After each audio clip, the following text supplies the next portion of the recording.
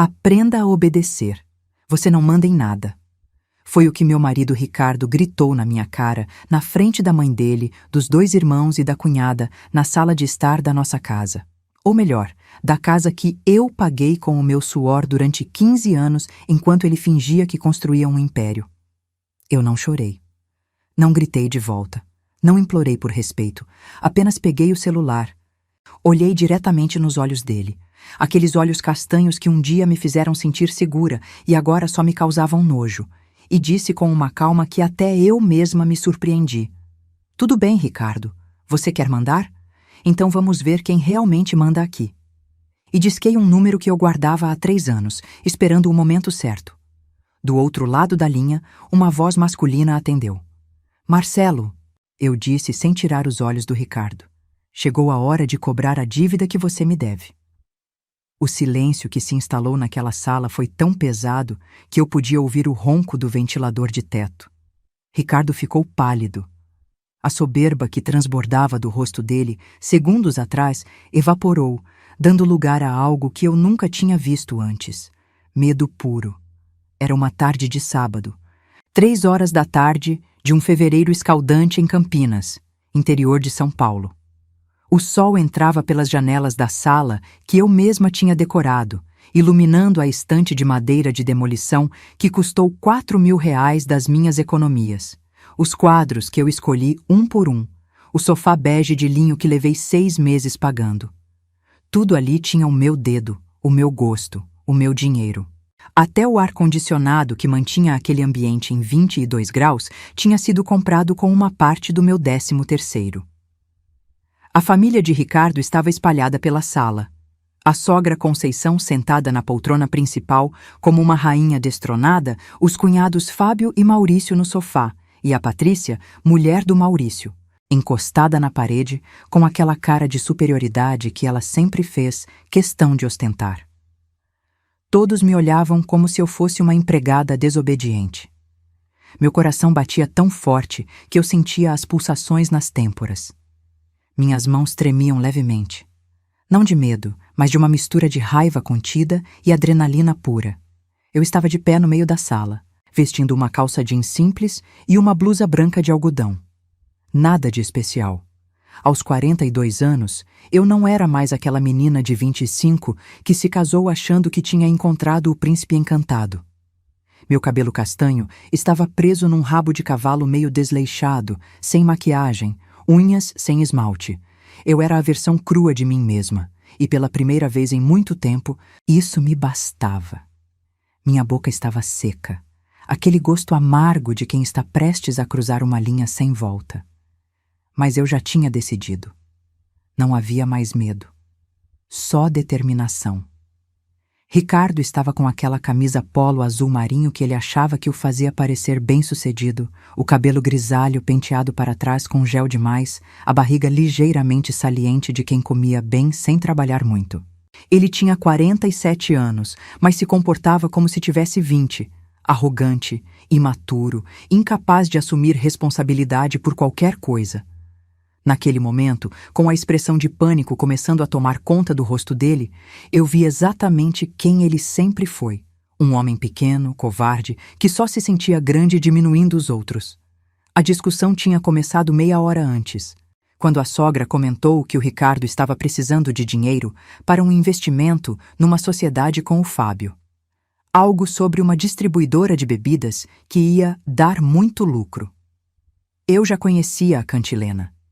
15 anos ouvindo sobre investimentos mirabolantes que nunca saíram do papel, sociedades com amigos que sempre davam errado, negócios da China que só davam prejuízo. E adivinha quem sempre pagava as contas no fim? Exatamente. A mulher que não mandava em nada. Conceição tinha dito, com aquela voz doce e peçonhenta que só sogra ruim sabe fazer. Daniela, querida, ouvi dizer que você vendeu seu carro. Que sorte, não é? Justo agora que o Ricardo precisa de um aporte. Deus sempre providencia para as famílias unidas. Eu olhei para ela e sorri, um sorriso sem calor. É verdade, dona Conceição. Vendi sim. R$ 68.000 por um Corolla 2018 impecável. 2 anos pagando prestação sem atrasar um dia sequer. O silêncio foi imediato. Ricardo se mexeu no sofá, desconfortável. E quanto você vai dar para o Ricardo? Perguntou Fábio, direto ao ponto como sempre. Nada, respondi. Não vou dar nem um centavo. Foi aí que Ricardo explodiu. Levantou do sofá num pulo, o rosto vermelho, a veia da testa saltada. Como assim nada? Esse dinheiro é nosso, é da família. Eu continuei calma. Não, Ricardo, esse dinheiro é meu, do carro que eu comprei, com dinheiro que eu ganhei. Você não colocou R$1 naquele carro. Aliás, você não coloca R$1 em nada nessa casa há quanto tempo mesmo? Ah, 7 anos. A sala ficou em silêncio. Conceição abriu a boca para falar, mas eu levantei a mão. Não, dona Conceição, a senhora também não. Chega de opinar sobre o meu dinheiro. Foi quando Ricardo perdeu completamente a linha e gritou aquelas palavras. Aprenda a obedecer. Você não manda em nada. E foi nesse momento que algo dentro de mim se rompeu definitivamente. Não foi a raiva que me tomou. Foi uma clareza gelada, cristalina. Eu olhei para aquele homem, o pai dos meus 2 filhos, o homem com quem eu dividi uma cama por 17 anos, o homem que eu sustentei, protegi, defendi mesmo quando todos me alertavam. E percebi que não sobrava nada. Nem amor, nem respeito, nem pena. Só uma certeza absoluta de que ele precisava aprender uma lição que ninguém nunca tinha tido coragem de ensinar. Peguei o celular na bolsa que estava no sofá. Todos me observaram. Procurei o contato que estava salvo como MS Emergência. Toquei na tela. O telefone chamou 2 vezes. Marcelo, eu disse quando ele atendeu, mantendo meu olhar fixo em Ricardo. Chegou a hora de cobrar a dívida que você me deve. Aquela história que eu te contei 3 anos atrás. Aquela que você jurou que se um dia eu precisasse, você ia me ajudar? Pois é, chegou a hora. Preciso de você aqui, agora. Meu endereço é Rua das Acácias, 847, Jardim Chapadão. Traga os documentos. Desliguei. Ricardo estava branco. Não pálido, branco. Como se todo o sangue tivesse drenado do corpo dele. Quem é Marcelo? Ele gaguejou. Eu sorri. Não foi um sorriso bonito. Foi um sorriso de quem estava prestes a virar a mesa. Você se lembra do Marcelo Silveira, Ricardo? Claro que lembra. Ele trabalhou com você na distribuidora central por 6 anos. Chefe do departamento financeiro. O homem que você quase destruiu quando forjou aquele relatório de despesas em 2019 e jogou a culpa nas costas dele. Você se lembra, não se lembra? Do dia em que ele foi demitido por justa causa por uma fraude que você cometeu? A sala ficou em silêncio absoluto. Até o ventilador parecia ter parado de fazer barulho. Eu não fiz isso. Ricardo começou, mas a voz dele saiu fraca. Sem convicção. Você fez sim, eu disse, minha voz firme. Eu sei porque eu o descobri. Lembra daquela semana em que você deixou seu notebook em casa porque estava com vírus? Lembra que você pediu para eu levar até a assistência técnica? Pois é. Antes de levar, eu dei uma olhada. Curiosidade feminina, sabe como é. E encontrei tudo. Os e-mails que você trocou com o Juninho da contabilidade. Os arquivos que você alterou, as conversas no WhatsApp combinando como jogar a culpa no Marcelo. Tudo. Conceição levantou. Isso é mentira. Meu filho jamais... Cala a boca, Conceição, eu disse. Pela primeira vez na vida, eu a chamei pelo nome. Sem o dona, sem a cortesia fingida. Você sabe que ele é capaz disso e de muito mais. Você sempre soube. Você só escolheu fingir que não via.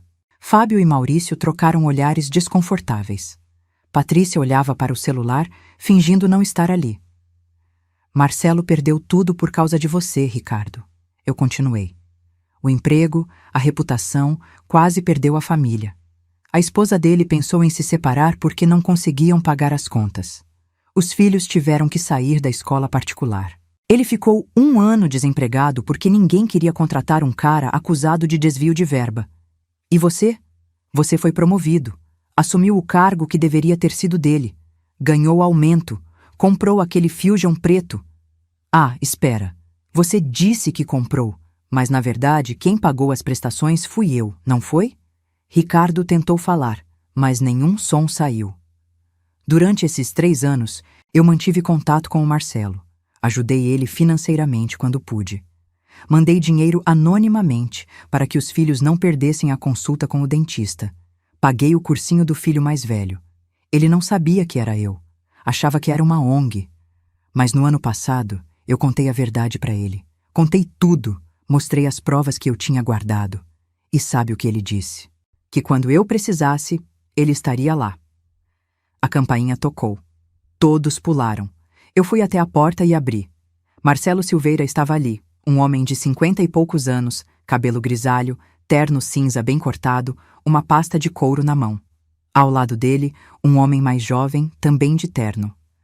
Boa tarde, Daniela, Marcelo disse com um sorriso gentil. Esse é o Dr. Fernando Costa, meu advogado. Trouxe tudo o que você pediu. Eu os conduzi até a sala. Ricardo estava praticamente colado na parede, como se quisesse desaparecer. Marcelo, eu disse fazendo as apresentações de forma quase cerimonial. Essa é a família do meu marido. Ricardo, Conceição, Fábio, Maurício e Patrícia. Pessoal, esse é o Marcelo Silveira, o homem que o Ricardo destruiu há 3 anos, e o Dr. Fernando Costa, especialista em processos trabalhistas e crimes corporativos. O advogado abriu a pasta. Senhor Ricardo Oliveira Mendes, ele disse formal. Meu cliente, o senhor Marcelo Silveira, entrou com uma ação de reparação de danos morais, materiais e trabalhistas contra sua pessoa. Temos provas documentais, e-mails, mensagens, arquivos adulterados, testemunhos de que o senhor forjou relatórios financeiros em 2019 na distribuidora central e imputou a culpa ao meu cliente, resultando na demissão injusta dele. O valor da ação é de R$350 mil, mais danos morais. Além disso, já protocolamos uma denúncia formal ao Ministério Público por falsidade ideológica e estelionato. O senhor tem até segunda-feira para se manifestar. Ricardo desabou no sofá. Literalmente, as pernas falharam. Como?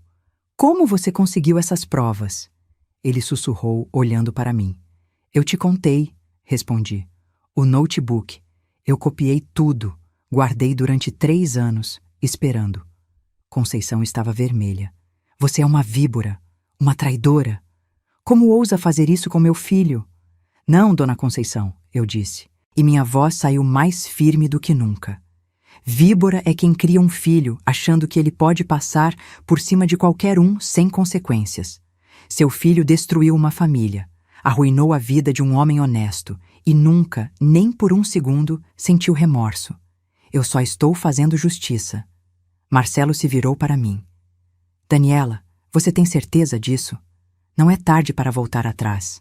Eu olhei para Ricardo, para aquele homem que me humilhou na frente da família dele, que me disse para aprender a obedecer, que achou que eu era fraca, submissa, controlável.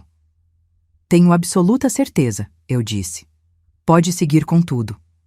Fábio levantou, desconfortável.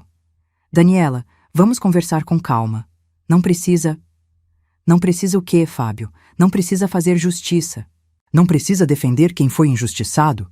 Ou não precisa fazer seu irmão pagar por algo que ele fez? Silêncio. Maurício pigarreou.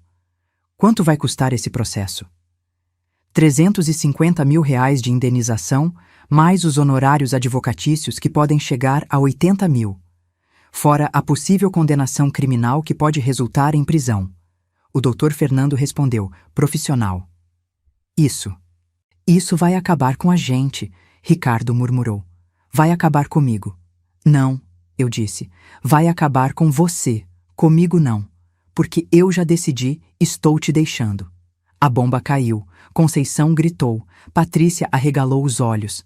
Fábio tentou falar alguma coisa, mas foi Marcelo quem quebrou o silêncio. Daniela me contou tudo, Ricardo. Não só sobre o golpe que você aplicou em mim, mas sobre os 17 anos de casamento em que ela te sustentou. Sobre como você nunca trabalhou de verdade.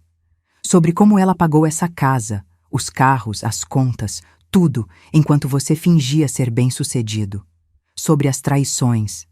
Sobre a amante que você mantém há 2 anos num apartamento no Cambuí, que aparentemente também é pago com o dinheiro dela. Aquilo foi demais até para os irmãos de Ricardo. Maurício levantou. Isso é verdade? Ricardo não respondeu. Não conseguia.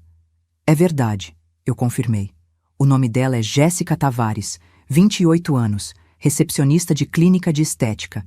Ele paga o aluguel de R$ 1.200 por mês de um kitnet na rua Barão de Jaguara. Paga a academia dela, as roupas, as jantares, tudo com o meu dinheiro, porque o dinheiro dele nunca foi suficiente para nada. Conceição estava chorando, não de tristeza, de raiva. Você está destruindo meu filho, ela gritou. Não, dona Conceição, eu estou me salvando e de quebra estou fazendo o que vocês nunca fizeram, ensinando ele que ações têm consequências. Peguei minha bolsa.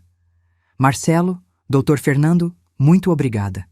Podem seguir com tudo. Tenho todas as provas adicionais que precisarem. Qualquer coisa, me ligam. Eles acenaram e saíram. Eu me virei para a família. Só para vocês saberem, segunda-feira de manhã, às 9 horas, eu entro com o pedido de divórcio. Entro também com uma ação de restituição de tudo que eu paguei nesses 17 anos e que está no nome dele. A casa, o carro que ele usa, as economias, tudo.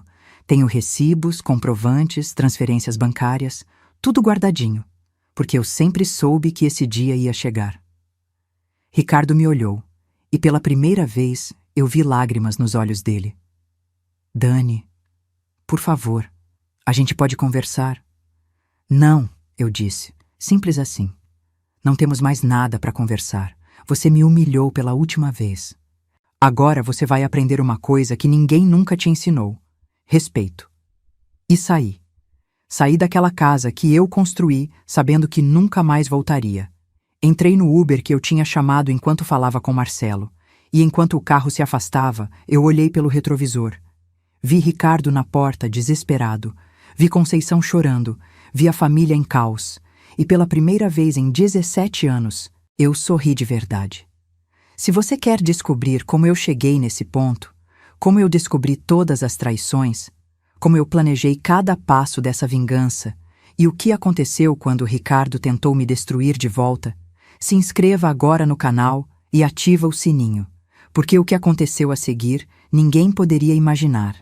Deixa seu like se você já passou ou conhece alguém que passou por algo parecido. E comenta aqui embaixo de onde você está assistindo, porque essa história está só começando e a vingança. A vingança foi servida gelada. Mas para vocês entenderem como eu cheguei nesse ponto de frieza calculada, preciso voltar no tempo. 17 anos atrás. Eu tinha 25 anos. Acabado de me formar em administração na PUC Campinas. Tinha conseguido um emprego bom numa empresa de logística. Ganhava R$ 3.500 por mês. Um bom salário para a época. Morava ainda com meus pais num apartamento simples no Jardim do Lago. Dividia quarto com minha irmã mais nova, Renata. Sonhava em ter minha própria casa, construir uma família, talvez viajar para a Europa um dia. Sonhos comuns de uma menina de classe média que trabalhou duro para se formar. Foi num churrasco da empresa que conheci Ricardo. Ele tinha 30 anos, trabalhava na Distribuidora Central, uma empresa grande de bebidas, e foi convidado porque era primo de um dos gerentes. Lembro que ele estava usando uma camisa social azul claro, calça jeans escura, sorria muito. Ele parecia seguro de si. Falava sobre planos, sobre crescimento profissional, sobre viagens que tinha feito. Contou que estava para ser promovido a coordenador do financeiro. Disse que queria construir algo sólido, uma família, uma vida estável. Eu me apaixonei pela ideia dele. Não por ele, eu percebo agora. Pela ideia do que ele dizia que era. Começamos a namorar 3 semanas depois daquele churrasco. Ele era atencioso, no começo. Mandava flores no meu trabalho. Me buscava para jantar, conheceu meus pais e foi simpático, educado. Meu pai, que era vendedor de uma loja de materiais de construção e sempre foi desconfiado, disse na época: "Esse menino fala demais, desconfia de quem promete muito." Eu não escutei. Achei que meu pai estava sendo injusto. Ricardo parecia perfeito. Sempre tinha uma história para contar. sempre estava envolvido em algum projeto grandioso, sempre tinha certeza de que ia crescer muito na empresa. 6 meses de namoro e ele pediu minha mão. Não foi nada elaborado. Num restaurante simples em Valinhos, ele se ajoelhou com uma aliança de prata que custou R$ 300.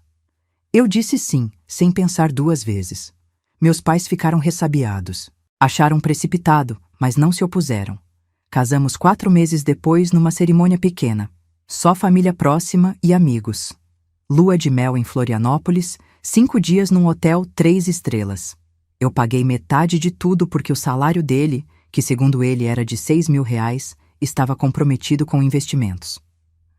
Alugamos um apartamento pequeno, 2 quartos, no Jardim Paraíso. R$ 800 de aluguel. Eu pagava o aluguel e as contas de luz, água e internet. Ele pagava o mercado, ou pelo menos era o que deveria acontecer. Na prática, eu descobri que ele pagava o mercado com o cartão de crédito e não conseguia pagar a fatura, então eu acabava cobrindo. Mas eu relevava. Achava que era fase de adaptação. Achava que logo ele ia se organizar financeiramente e as coisas iam equilibrar. O primeiro filho, o Gabriel, nasceu 1 ano depois do casamento. Eu tinha 27 anos. Foi uma gravidez difícil, com enjoos constantes, pressão alta no final. Continuei trabalhando até o 8º mês. Tirei 4 meses de licença maternidade. Ricardo foi presente no parto, emocionado, chorou quando viu o filho. Mas quando chegou a hora de dividir as responsabilidades, ele sempre tinha desculpa. Estou cansado do trabalho. Tenho reunião cedo amanhã. Você é mãe, sabe fazer melhor que eu. Eu amamentava de madrugada sozinha, trocava fraldas sozinha, levava nas consultas sozinha. Ele sempre tinha algum compromisso importante. Voltei a trabalhar quando o Gabriel tinha 4 meses. Pagava uma babá, Dona Marinalva, que cobrava R$ 1.100 por mês. Novamente, o salário dele nunca sobrava para ajudar com isso. Ele dizia que estava guardando para dar entrada numa casa. Acreditei. 3 anos se passaram. A promoção que ele tanto falava nunca chegou. Ele mudou de empresa 2 vezes, sempre por divergências com a diretoria, segundo ele. Depois eu descobri que uma das demissões foi por baixo desempenho e a outra porque ele brigou com o chefe. Mas ele sempre pintava como se fosse vítima de inveja ou perseguição. O segundo filho, o Lucas, nasceu quando eu tinha 31 anos. Outra gravidez difícil. Dessa vez, eu tive que fazer repouso nos últimos 2 meses. Fiquei sem trabalhar, sem salário, porque já tinha usado minha licença anterior. Ricardo prometeu que ia segurar as pontas. Não segurou. Atrasamos aluguel, atrasamos conta de luz. Minha mãe, que já estava aposentada, me emprestou R$ 3.000 para não passarmos aperto. Eu fiquei destruída de vergonha. Jurei que ia devolver cada centavo, e devolvi 6 meses depois, quando voltei a trabalhar. Com 2 filhos pequenos, a vida ficou apertada. Eu trabalhava das 8 às 6, buscava as crianças na babá, chegava em casa e ainda tinha que cozinhar, dar banho, fazer dormir. Ricardo chegava às 8, 9 da noite, dizendo que estava fazendo hora extra. Mas nunca vinha com dinheiro extra. Nunca vinha com nada. Só cansaço e mau humor. Começou a reclamar que a casa estava bagunçada, que a comida estava sempre a mesma coisa, que eu não cuidava da aparência como antes. Eu tinha 32 anos, 2 filhos, uma rotina exaustiva, e ele reclamava que eu não usava mais salto alto em casa. Foi nessa época que comecei a desconfiar da primeira traição. Mensagens estranhas no celular, ligações que ele atendia saindo do quarto, perfume diferente na camisa. Eu confrontei uma vez. Ele riu na minha cara. Disse que eu estava louca, paranoica, que era coisa da minha cabeça. Você anda muito estressada, Dani. Devia fazer terapia. Gaslighting clássico. Eu comecei a duvidar de mim mesma. Será que eu estava exagerando? Será que era impressão? Engoli a desconfiança. Continuei. Os anos foram passando. Eu fui sendo promovida no trabalho. Saí da área de logística e fui para a área comercial de outra empresa, uma distribuidora de cosméticos. Meu salário foi subindo, 4.000, 5.000, 6.500. Quanto mais eu ganhava, menos Ricardo parecia se esforçar. Ele mudou de emprego mais 2 vezes. Ficou 1 ano desempregado no meio disso. 1 ano inteiro em que eu paguei tudo sozinha. Aluguel, contas, mercado, escola das crianças, que já estava em escola particular porque eu não queria que eles estudassem na pública precária que tinha perto de casa. Foram R$ 1.400 por mês para cada um, 2.800 no total, mais a babá, mais o aluguel, mais as contas, mais o mercado, mais gasolina, mais plano de saúde. Eu estava pagando tudo com um salário de 6.500. Não sobrava nada. E Ricardo? Passou aquele ano inteiro em casa. Dizia que estava procurando emprego. Mas o que ele fazia era ficar no computador jogando, assistindo série, saindo com os amigos para beber. Eu chegava em casa destruída do trabalho e encontrava louça suja, roupa para lavar, casa bagunçada. Quando eu reclamava, ele explodia. Você não sabe a pressão que é estar desempregado. Você não entende nada. Eu aguentei calada. Porque eu tinha 2 filhos. Porque eu achava que o casamento era sagrado. Porque eu tinha medo de ser mãe solteira. Porque eu ainda tinha esperança que ele mudasse. Quando o Gabriel fez 8 anos, eu comecei a pensar em comprar uma casa. Juntei dinheiro durante 2 anos. Economizei em tudo. Cortei academia, corte de cabelo, roupas, tudo. Guardava 500, 600 reais por mês. Cheguei nos 30 mil reais de economia. Era o suficiente para dar entrada numa casa pelo Minha Casa Minha Vida. Mostrei para Ricardo, animada. A gente conseguiu. Podemos comprar nossa casa. Ele olhou para mim e disse: Dani, eu tenho uma oportunidade melhor. O Fábio está abrindo uma loja de autopeças e precisa de um sócio. Se a gente investir esses 30 mil, em 2 anos a gente triplica isso e compra uma casa muito melhor. Eu hesitei, mas ele insistiu. Fez eu me sentir mesquinha por não acreditar nele. Você não confia em mim? Confiei. Dei os 30 mil. A loja faliu em 8 meses. Fábio disse que o Ricardo nunca se envolveu de verdade, que não ia trabalhar, que não ajudava em nada. Perdi os 30 mil. 2 anos de economia jogados no lixo. Eu chorei por 1 semana. Ricardo me consolou dizendo que eram os riscos de empreender. Prometeu que ia recuperar. Nunca recuperou. Continuei morando de aluguel. Continuei pagando tudo sozinha. Continuei sacrificando. Mas a gota d'água ainda não tinha vindo. Ainda faltava a descoberta que mudaria tudo. Foi num dia de dezembro, 3 anos atrás. Ricardo estava reclamando que o notebook dele estava com vírus. Pediu que eu levasse numa assistência técnica. Eu peguei o notebook. Antes de levar, curiosidade. Abri. Fui olhar os arquivos para ver se tinha algo importante que precisava de backup. E encontrei. Uma pasta escondida. Dentro dela, e-mails salvos em PDF. Conversas de WhatsApp em print. Tudo relacionado ao trabalho dele na distribuidora central. Li tudo. E descobri que meu marido tinha forjado relatórios financeiros. Tinha adulterado documentos de despesas, desviado valores pequenos durante meses, e quando a auditoria interna começou a investigar, ele plantou provas falsas que incriminavam Marcelo Silveira, o chefe do financeiro. Marcelo foi demitido por justa causa, perdeu tudo. E Ricardo assumiu o lugar dele, ganhou aumento, foi promovido. Eu fiquei em choque. Literalmente paralisada. Meu marido não era só um fracassado financeiro, ele era um criminoso, um mentiroso capaz de destruir uma vida para se dar bem. Copiei tudo, salvei numa pasta na nuvem. Não confrontei ele, não disse nada, porque naquele momento algo em mim acordou. Eu percebi que não estava mais lidando com um homem que apenas não se esforçava. Estava lidando com alguém sem caráter. E comecei a planejar. Procurei Marcelo no Facebook. Mandei mensagem anonimamente dizendo que tinha informações sobre o caso dele. Demorou, mas ele respondeu. Marcamos num café em São Paulo. Contei tudo. Mostrei as provas. Ele chorou.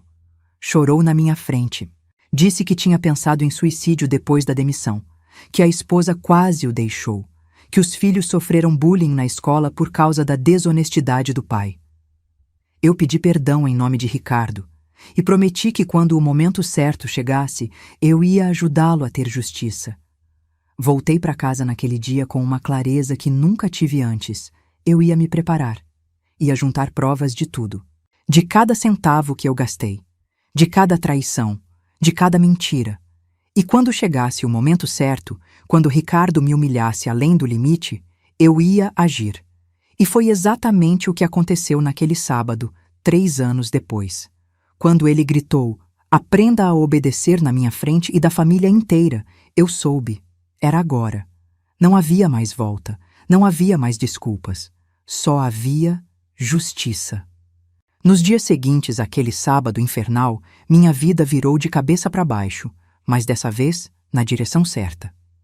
Saí de casa naquele mesmo dia e fui direto para a casa da minha irmã Renata. Ela e o marido, o Carlos, moravam num apartamento de 3 quartos no Taquaral.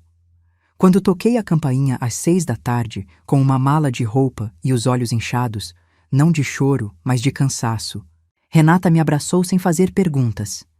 "Você fica aqui o tempo que precisar", ela disse. E eu fiquei.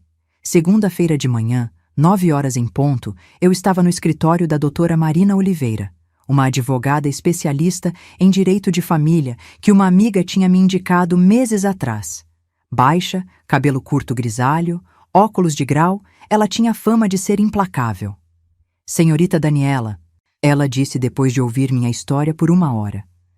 "Pelo que você me contou e pelos documentos que você trouxe, nós temos um caso forte. Muito forte." Ela abriu uma pasta e começou a listar. "Você tem comprovantes de pagamento de todas as despesas da casa nos últimos 15 anos?" Eu assenti.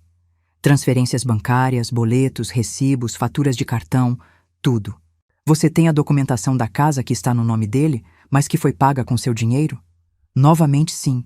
Escritura, comprovantes de transferências para a construtora, recibos de material de construção, tudo no meu CPF. A casa só foi para o nome dele porque eu era idiota e achei que demonstraria confiança. A doutora Marina sorriu.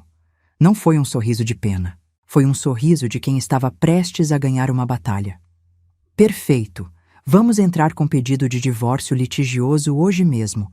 Vamos requerer a partilha de bens com ressarcimento integral de tudo que você investiu no patrimônio. Vamos pedir pensão alimentícia retroativa, porque tecnicamente você sustentou esse homem durante anos. E se ele contestar, nós temos munição suficiente para enterrar ele judicialmente." Assinei todos os documentos naquele mesmo dia. O pedido de divórcio foi protocolado às 15 horas. Às 17 horas, Ricardo me ligou 23 vezes. Mandou 40 mensagens, todas desesperadas. "Dani, pelo amor de Deus, vamos conversar. Eu posso explicar tudo. Não faz isso com a nossa família. Pensa nos meninos." Bloqueei o número. Bloqueei também Conceição, Fábio, Maurício, Patrícia. Bloqueei todo mundo que pudesse ser usado para me pressionar. A única pessoa da família dele que não bloqueei foi a tia Elza, irmã de Conceição, que sempre foi legal comigo e que me ligou naquela mesma segunda à noite. "Daniela, minha filha", ela disse, a voz cansada. "Eu não sei tudo o que aconteceu, mas eu conheço meu sobrinho. Sei que ele não presta. Se você decidiu sair, você fez certo. Não volta. Pelo amor de Deus, não volta." Agradeci com lágrimas nos olhos. Pelo menos alguém daquela família tinha bom senso. Terça-feira, eu acordei e fui trabalhar. Parecia surreal estar na minha mesa, respondendo e-mails, fazendo reuniões, como se minha vida não tivesse explodido 48 horas antes. Mas era justamente isso que eu precisava. Normalidade, trabalho, foco. À tarde, recebi uma ligação do Marcelo Silveira. "Daniela, a ação foi protocolada hoje de manhã. Ricardo já foi notificado. O advogado dele já entrou em contato tentando negociar." "Negociar o quê?" eu perguntei desconfiada. "Ele quer propor um acordo. Pagar R$100 mil e encerrar o caso." Eu ri alto. 100 mil? A ação é de 350 mil, fora danos morais. Marcelo não aceita nada menos do que o valor cheio. Ele tem que pagar, tem que sentir. Houve um silêncio do outro lado. Depois, Marcelo disse, a voz embargada: "Obrigado, Daniela. Obrigado por não ter esquecido." Quarta-feira foi o dia que Ricardo tentou o primeiro contra-ataque. Ele apareceu na porta da empresa onde eu trabalhava. Eram 7 da noite, eu estava saindo e lá estava ele, encostado no carro, o Fusion preto que eu paguei. Quando me viu, correu na minha direção. Dani, para, a gente precisa conversar. Eu continuei andando. Não temos nada para conversar, Ricardo. Meu advogado fala com o seu. Daniela, você vai me destruir, vai acabar comigo. Parei. Virei para ele.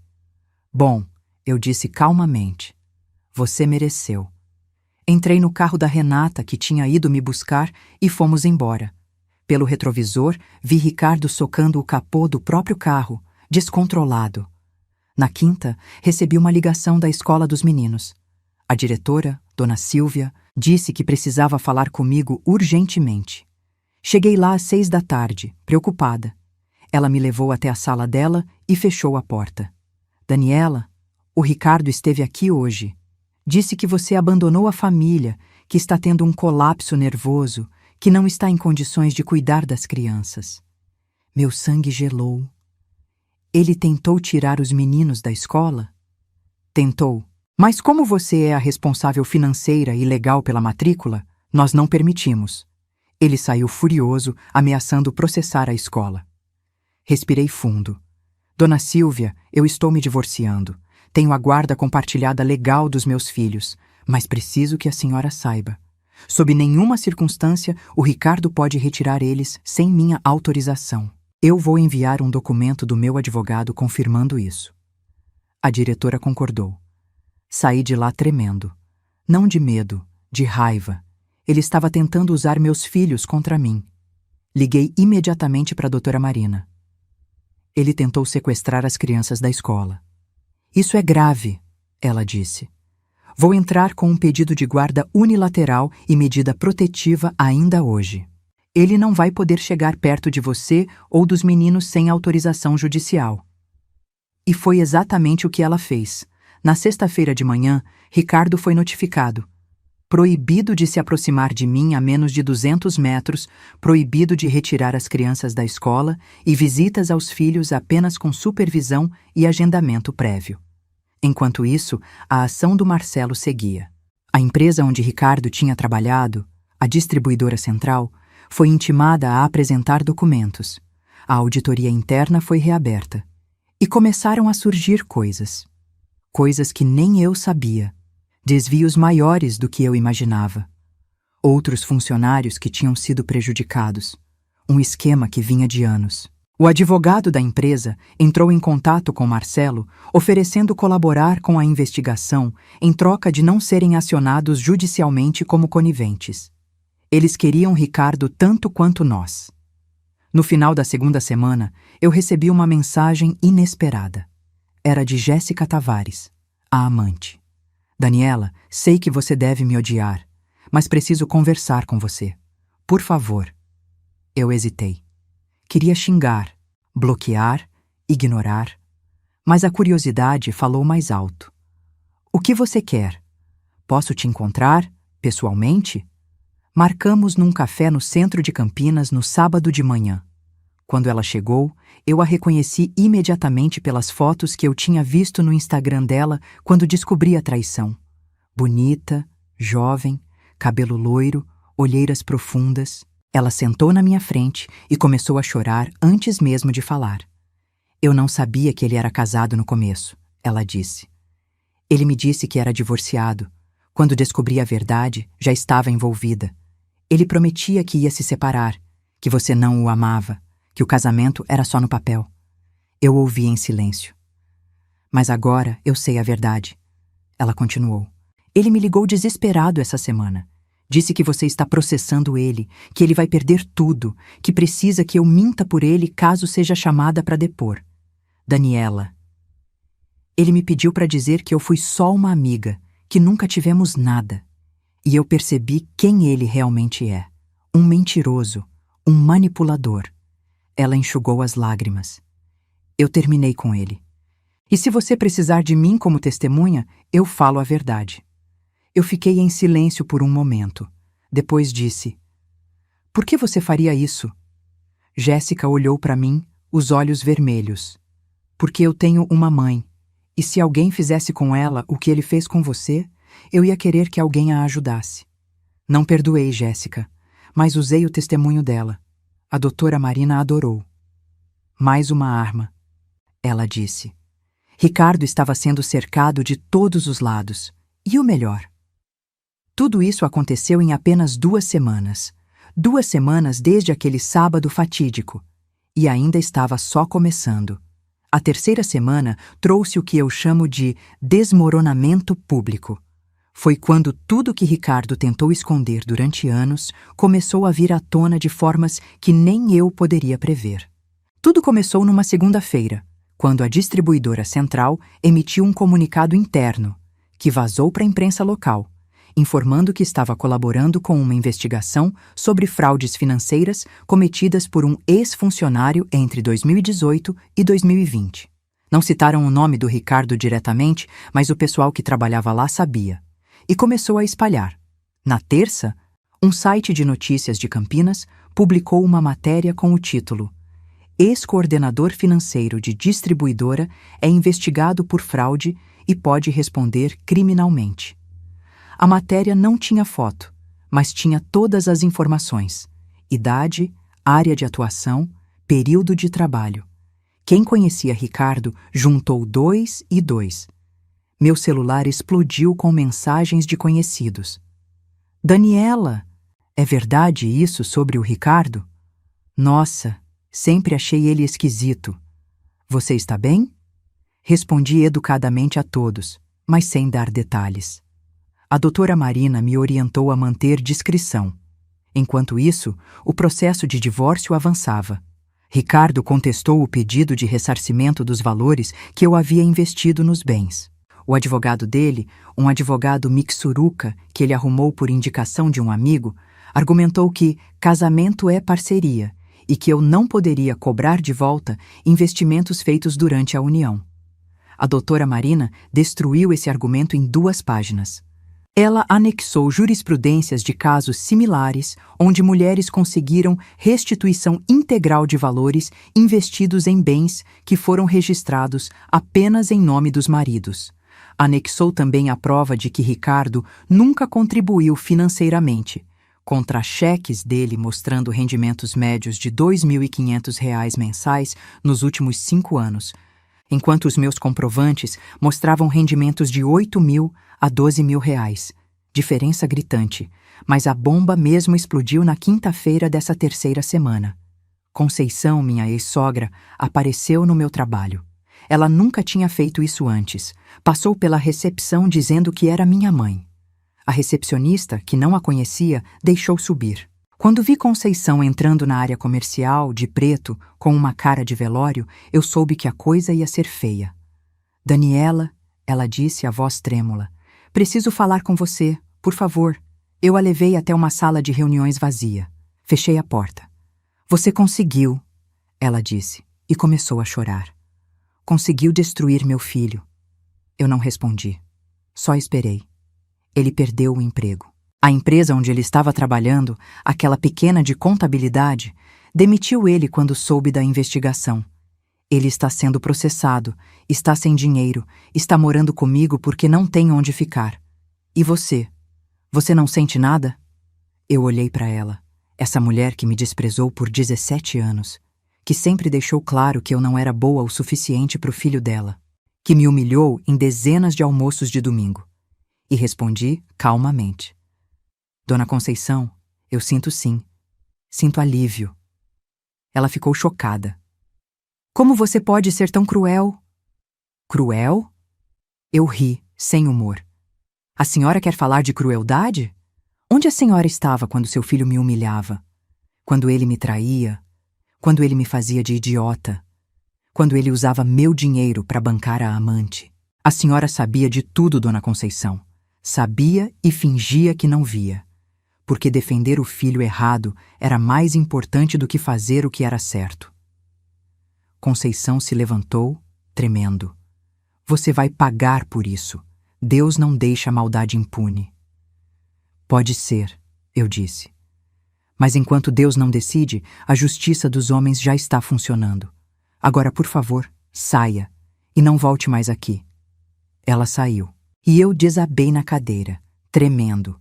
Não de arrependimento, mas do peso de tudo que estava acontecendo. Naquela noite, em casa da Renata, eu conversei com meus filhos. Gabriel tinha 15 anos, Lucas tinha 11. Eles estavam confusos, assustados. Mãe, por que a gente não mora mais com o pai? Gabriel perguntou. Eu respirei fundo. Tinha ensaiado esse momento na minha cabeça 100 vezes.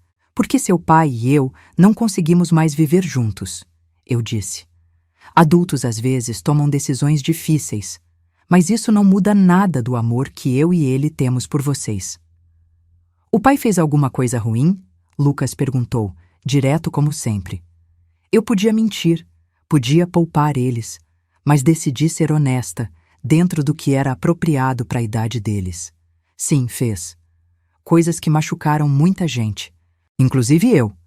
Mas ele continua sendo pai de vocês. E vocês vão poder ver ele sempre que quiserem, combinado? Gabriel, mais velho, mais esperto, perguntou. Tem a ver com aquelas notícias na internet? Sobre fraude? Engoli seco. Ele tinha visto. Tem, eu confirmei. Mas isso é assunto de adultos. Deixa a justiça cuidar disso. Eles aceitaram, meio sem entender tudo, mas aceitaram. Na sexta-feira, recebi uma ligação de um número desconhecido. Atendi com cautela. Era uma mulher. Daniela Ferreira? Sim, quem fala? Meu nome é Cláudia, Cláudia Mendes. Eu trabalhei na distribuidora central com o Ricardo em 2019. Eu soube do processo que está rolando e... Eu tenho informações que podem ajudar você e o Marcelo. Meu coração acelerou. Que tipo de informações? Eu fui assistente financeira na época. O Ricardo me pediu para assinar uns documentos dizendo que eram só formalidades. Eu assinei sem ler direito porque era nova, inexperiente. Depois descobri que aqueles documentos eram parte do esquema dele. Eu fui usada. Fiquei com medo de falar na época porque achei que iam me demitir ou me processar também. Mas agora eu quero contar a verdade. Passei o contato dela imediatamente para o Dr. Fernando, advogado do Marcelo. Mais uma testemunha, mais uma prova. Ricardo estava sendo exposto de todos os ângulos. E o melhor, eu não estava fazendo nada além de deixar a verdade vir à tona. Todas essas pessoas, Jéssica, Cláudia, outros funcionários da empresa, estavam aparecendo porque a coragem de uma pessoa acende a coragem de outras. Eu fui a primeira a dar o passo. E agora todos que foram machucados por Ricardo estavam encontrando voz. No final daquela terceira semana, a doutora Marina me ligou com novidades. Daniela, o juiz aceitou nosso pedido de ressarcimento integral. Ricardo vai ter que devolver R$320 mil referentes à casa, ao carro e aos investimentos que você fez ao longo do casamento. Além disso, a guarda unilateral dos meninos foi concedida temporariamente até a conclusão do processo. Ele só pode ver os filhos com supervisão e em local neutro. Eu desliguei o telefone e chorei. Mas não de tristeza, de vitória. Depois de 17 anos apanhando emocionalmente, financeiramente, psicologicamente, eu estava vencendo. Enquanto Ricardo afundava, eu comecei a me reerguer. A quarta semana pós-separação foi a semana da reorganização. Saí da casa da Renata, mesmo ela insistindo para eu ficar, e aluguei um apartamento pequeno, 2 quartos, no Cambuí. Nada luxuoso, mas era meu. R$1.700 de aluguel, que eu pagava com tranquilidade. Levei Gabriel e Lucas para conhecer. É pequeno, Gabriel comentou. Mas é nosso, eu disse. E ninguém vai humilhar a gente aqui. Lucas sorriu. Aquele sorriso de criança que ainda acredita que tudo vai dar certo. Comprei móveis simples, gastei uns R$12 mil que eu tinha guardado da venda do carro. Montei um lar de verdade, sem tensão, sem gritos, sem ter que andar em ovos para não desagradar ninguém. Pela primeira vez em quase 2 décadas, eu estava construindo algo que era só meu. Os meninos se adaptaram rápido. Gabriel ficou com um quarto maior, Lucas com o menor. Eu dormi na sala, no sofá-cama nas primeiras semanas, até conseguir comprar uma cama para mim. E sabe o que foi mais louco? Eu dormi melhor naquele sofá-cama barato do que nos últimos 5 anos na cama king size que eu paguei na casa que dividia com Ricardo. Voltei à terapia. Sim, terapia. Tinha feito algumas sessões anos atrás, mas parei porque Ricardo achava frescura e desperdício de dinheiro. Encontrei uma psicóloga incrível, a doutora Helena, que atendia online. R$ 180 a sessão, uma vez por semana. Caríssimo para o meu orçamento apertado, mas necessário. Nas primeiras sessões, eu só chorava. Chorava de alívio. Chorava de raiva. Chorava por todos os anos que eu aguentei calada. A doutora Helena me ajudou a entender padrões, ciclos de abuso emocional, gaslighting, dependência emocional. Me ajudou a ver que eu não era fraca por ter ficado tanto tempo. Eu era forte por ter sobrevivido. E mais forte ainda por ter saído. Enquanto isso, a batalha judicial continuava. Ricardo tentou uma cartada desesperada. Pediu a revisão da guarda, alegando que eu estava alienando os filhos contra ele. O juiz chamou o Gabriel e o Lucas para uma conversa reservada com a psicóloga do fórum. Fiquei apavorada. E se eles dissessem que queriam ficar com o pai? Mas quando saíram da sala, Gabriel veio até mim e disse: "Mãe, a moça perguntou com quem a gente queria ficar. Eu disse que com você. O Lucas também." Abracei meus filhos e chorei ali mesmo, no corredor do fórum. O pedido de revisão de guarda foi negado. Mais uma derrota para Ricardo. Mas ele não desistia. Começou a espalhar mentiras. Contou para os parentes que eu estava com outro homem, que tinha abandonado ele para ficar com um amante rico. Contou para os vizinhos antigos que eu estava drogada, descontrolada. Tentou manchar minha reputação da mesma forma que tentava controlar minha vida. Mas não colou. As pessoas que realmente me conheciam sabiam a verdade. E as que acreditaram nas mentiras? Bem, essas nunca foram minhas amigas de verdade. A quinta semana trouxe a audiência de conciliação do processo do Marcelo. Eu fui como testemunha. Entrei naquela sala do fórum e lá estava Ricardo. Magro, barba por fazer, olheiras profundas, roupa amarrotada. Ele me olhou com um misto de ódio e desespero. Eu olhei de volta sem expressão. O juiz tentou uma conciliação. "Senhor Ricardo, o senhor gostaria de propor um acordo?" O advogado mixuruca dele sussurrou algo. Ricardo respondeu a voz rouca: "Posso pagar 100 mil em parcelas de 2 mil por mês." O doutor Fernando nem piscou. "Não aceitamos. Nosso cliente exige o valor integral da ação. R$ 350 mil de indenização, corrigidos, mais 80 mil de honorários advocatícios. R$ 430 mil no total." Ricardo empalideceu. "Eu não tenho isso. Não tenho como pagar." "Então teremos que penhorar bens," o doutor Fernando disse calmamente. "A casa, por exemplo." "A casa não é minha," Ricardo gritou. "É da Daniela." Todos na sala olharam para ele, inclusive o juiz. "Perdão?" o juiz disse. Ricardo percebeu a merda que tinha falado, tentou voltar atrás. "Quer dizer, é nossa, do casamento." "O senhor acabou de afirmar que a casa é da ex-esposa," o juiz disse. "Isso contradiz a defesa que o senhor apresentou no processo de divórcio, onde alega ter direito à metade do imóvel." Ricardo tentou falar, mas o advogado dele mandou ele calar a boca. Tarde demais. O estrago estava feito. A audiência terminou sem acordo.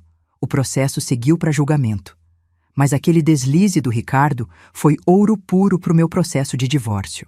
A doutora Marina usou a transcrição da audiência como prova de que o próprio Ricardo admitiu que a casa era minha.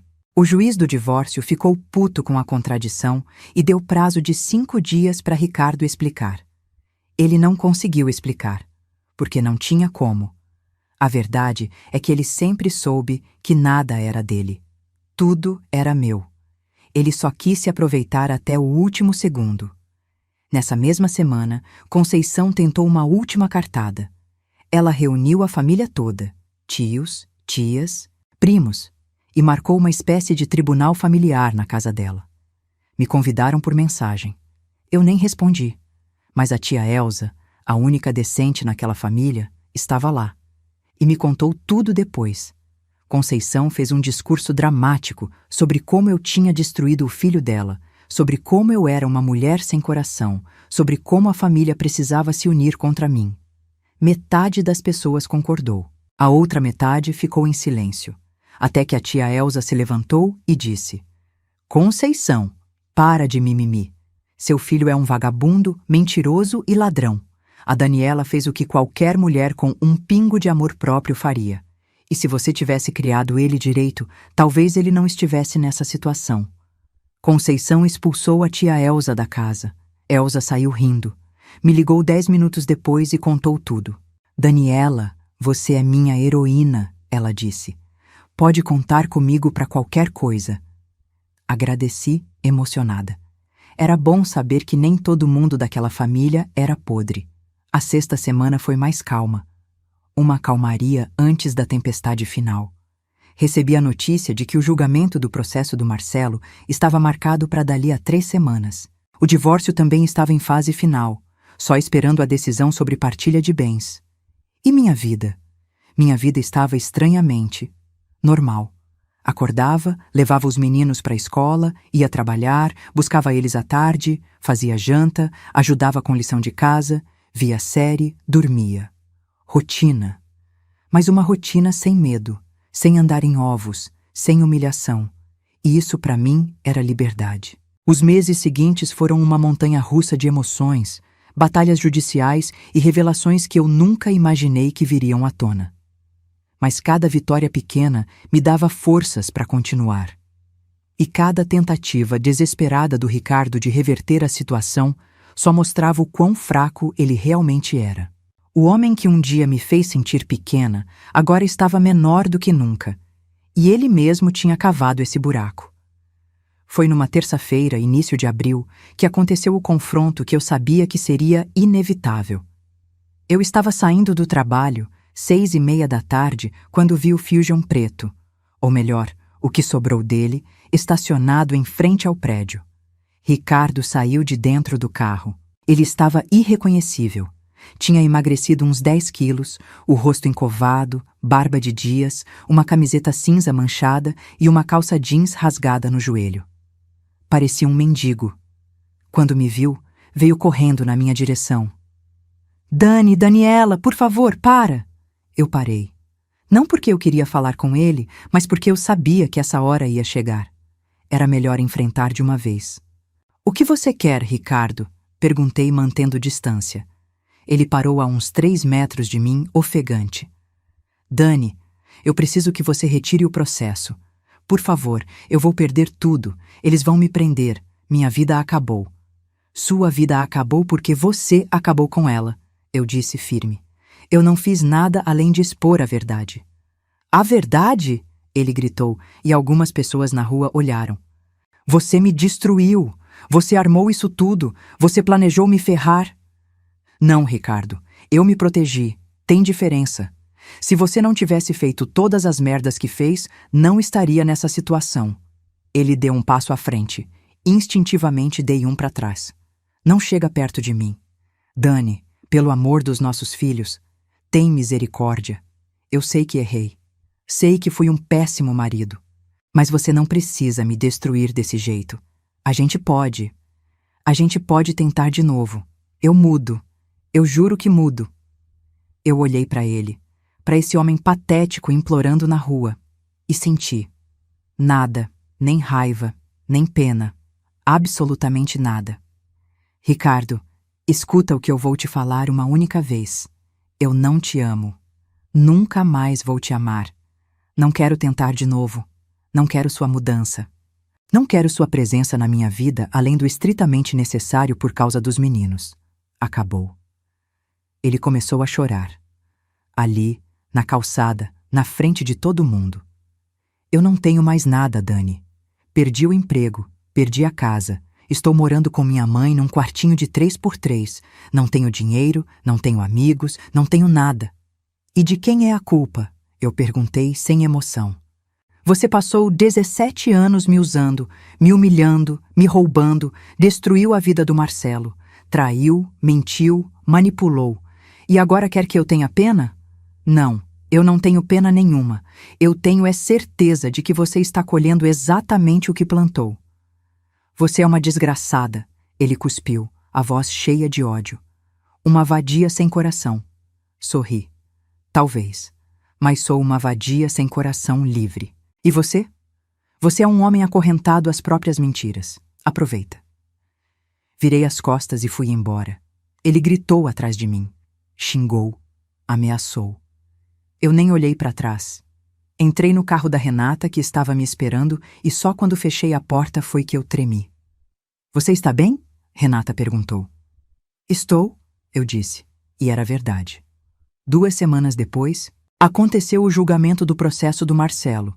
O fórum estava cheio. Eu, Marcelo, o Dr. Fernando, várias testemunhas, incluindo Cláudia e Jéssica. Do outro lado, Ricardo e o advogado Mixuruca.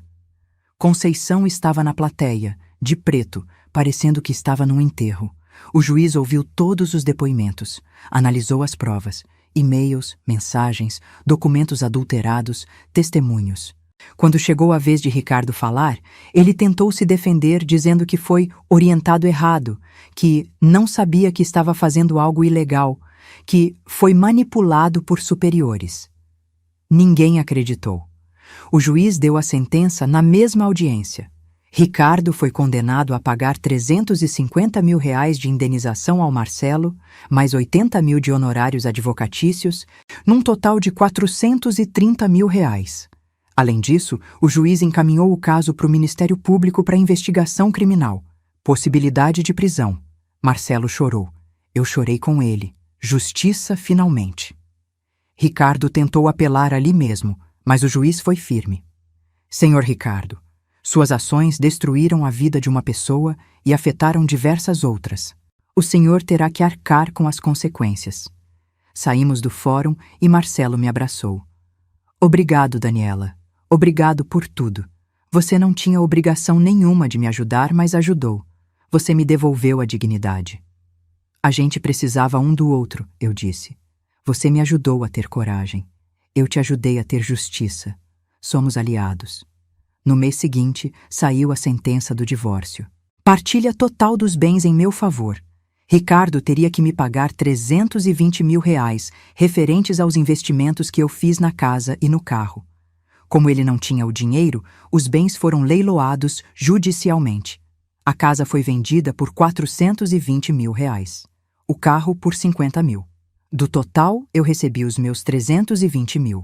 O resto foi dividido entre as dívidas que Ricardo tinha acumulado. Cartão de crédito, empréstimos, financiamentos. Sobrou uns 15 mil para ele. 15 mil depois de 17 anos de casamento. Era tudo que ele tinha conseguido construir sozinho. Com o dinheiro da partilha, eu comprei um apartamento. Nada luxuoso. 2 quartos, 70 metros quadrados, num prédio sem elevador no bairro do Taquaral.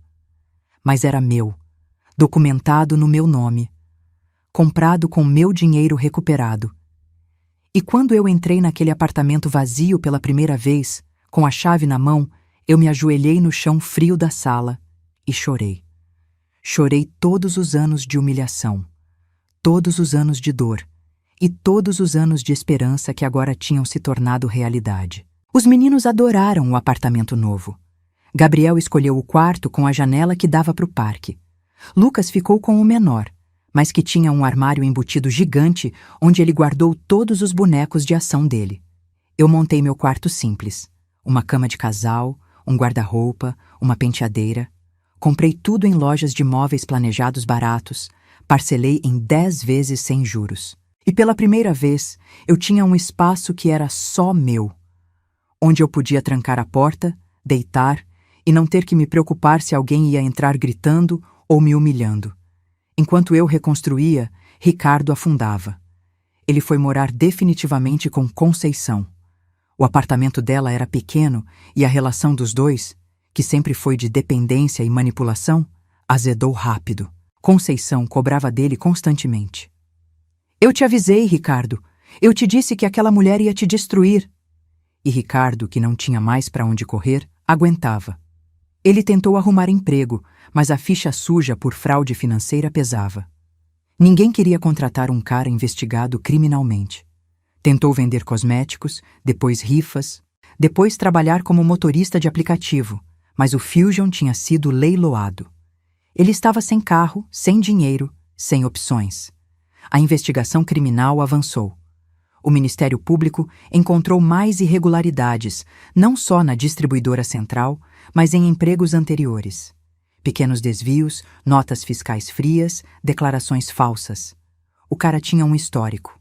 Em outubro, 6 meses depois do início de tudo, Ricardo foi indiciado. A audiência criminal estava marcada para novembro. Possibilidade real de prisão. Ele me ligou, de um orelhão, porque o celular tinha sido cortado por falta de pagamento, implorando para eu ajudar, para eu falar com Marcelo, para eu retirar a queixa. Desliguei na cara dele, não tinha mais nada que eu pudesse ou quisesse fazer. Em novembro, aconteceu a audiência criminal. Ricardo foi condenado a 3 anos e meio de prisão em regime semiaberto por estelionato, falsidade ideológica e apropriação indébita. Como era réu primário, conseguiu recorrer em liberdade, mas a sentença estava dada. Ele era, oficialmente, um criminoso condenado. A notícia se espalhou. Amigos e conhecidos começaram a me procurar para saber se eu sabia. Eu confirmava, sem rancor, sem orgulho. Só confirmava. Sim, meu ex-marido foi condenado. Sim, descobri que ele era criminoso. Sim, me divorciei. Sim, estou bem. Chegou dezembro. 3 anos se passavam desde aquele dia fatídico de dezembro, quando eu encontrei as provas no notebook. 3 anos de planejamento, de espera, de juntar cada prova. E agora, finalmente, a justiça tinha sido feita. E eu estava de pé. Mais do que isso, estava bem. Tinha um apartamento próprio. Tinha meus filhos morando comigo em paz. Tinha um emprego estável. Tinha terapia em dia.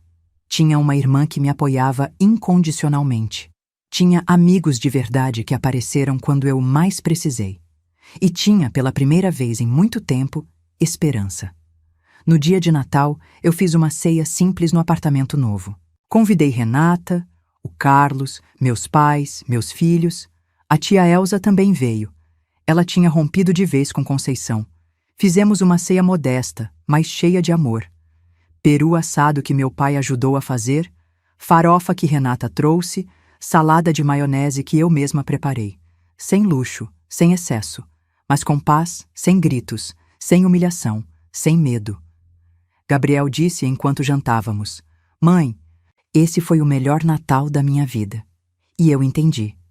Era o primeiro Natal em que eles não precisavam andar em ovos, em que não havia tensão no ar, em que a gente era só uma família normal, imperfeita, mas feliz. Quando todos foram embora e as crianças dormiram, eu sentei no sofá da sala. Olhei para a árvore de Natal pequenininha que eu tinha montado, uma de 1,20 m que comprei numa promoção, e permiti a mim mesma sentir orgulho. Orgulho de ter sobrevivido. Orgulho de ter lutado. Orgulho de ter vencido. Não tinha sido fácil. Tinha sido a coisa mais difícil que eu já fiz na vida. Mas eu tinha conseguido. Eu tinha me salvado. E tinha salvado meus filhos de crescerem achando que aquele tipo de relacionamento era normal. Se essa história tocou seu coração, se você se identificou em algum momento dessa jornada, deixe seu comentário aqui embaixo contando de onde você está assistindo e o que mais tocou você. Compartilhe esse vídeo com aquela amiga, prima, vizinha que precisa ouvir essa mensagem. Que dignidade não se negocia, que amor próprio vem primeiro e que nunca, nunca é tarde para recomeçar. Deixa seu like, se inscreve no canal e ativa o sininho para não perder as próximas histórias. Porque aqui a gente não conta histórias vazias. A gente conta histórias que transformam, que curam, que lembram você de quem você realmente é. Uma mulher forte, capaz e merecedora de todo o amor do mundo. Um abraço apertado no seu coração e lembre-se, você é mais forte do que imagina. Até a próxima.